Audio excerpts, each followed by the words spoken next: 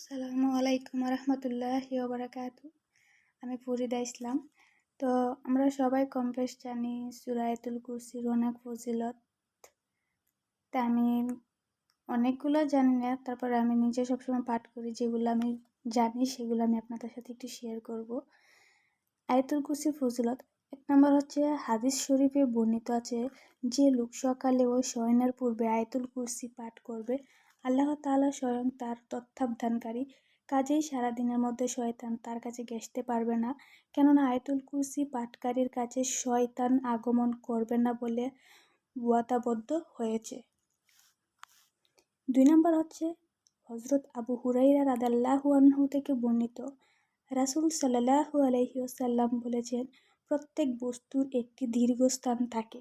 পবিত্র কুরআনের শীর্ষস্থান হলো সূরা বাকারা, আর এই সূরায় এমন একটি আয়াত বিদ্যমান যা পবিত্র কুরআনের সমস্ত আয়াতের মধ্যে শীর্ষস্থানীয়, তা হলো আয়াতুল কুরসি, তিরমিজি শরীফ।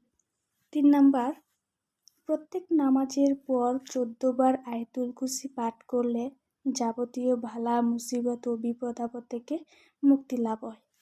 তাই আমি প্রতিদিন, এমনকি প্রত্যেক ফরজ নামাজের